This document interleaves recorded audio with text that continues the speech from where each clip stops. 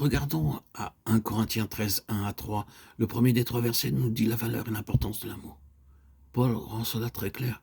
Il dit qu'il n'est rien et ne tire aucun bénéfice s'il n'a pas ce fruit de l'amour. Et quand j'aurai le don de prophétie, la science de tous les mystères et toute la connaissance, quand j'aurai même toute la foi jusqu'à transporter des montagnes, si je n'ai pas la charité, je ne suis rien.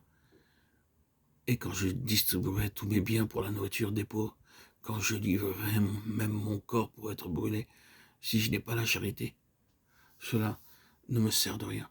La charité est patiente, elle est pleine de bonté. La charité n'est point envieuse, la charité ne se vante point, elle ne s'enfle point d'orgueil. Dans le verset 4, les vertus de l'amour sont mentionnées. L'amour souffre tout. Et l'amour est plein de bonté, l'amour n'est point envieux. Essayons de faire l'exercice suivant. Lire le même passage en substituant au mot amour notre nom. Mais nous ne sommes pas capables de lire cela, sonne faux. La raison en est que nous n'avons pas l'amour. Combien le nom de Jésus est parfaitement à sa place. Si je n'ai pas d'amour, toute ma connaissance biblique ne me sert de rien. Toute mon expérience chrétienne ne m'apporte rien. Nous sommes vides, nous n'avons seulement que de la connaissance. Le fruit de l'esprit, c'est l'amour. Galates 5, 22. Avant que Jésus aille à la croix, il considéra le figuier stérile. Il n'avait pas de fruits, mais seulement des feuilles. Aujourd'hui, il en est de même de nos vies. Nous avons l'apparence, mais pas de fruits. Le fruit que le Seigneur recherche dans nos vies n'est pas en nous. Dans la chambre haute, il y avait 2 personnes. L'une était Judas, l'autre était Jésus. Très souvent, le mot amour est confondu avec le mot convoitise. La différence entre les 2 mots est exactement la même que celle qui existe entre les 2 personnes, Jésus et Judas. Lorsqu'une personne convoite, elle veut sacrifier une autre personne. Mais lorsqu'une personne aime, elle se sacrifie pour les autres personnes. Judas sacrifia Jésus pour son propre bien.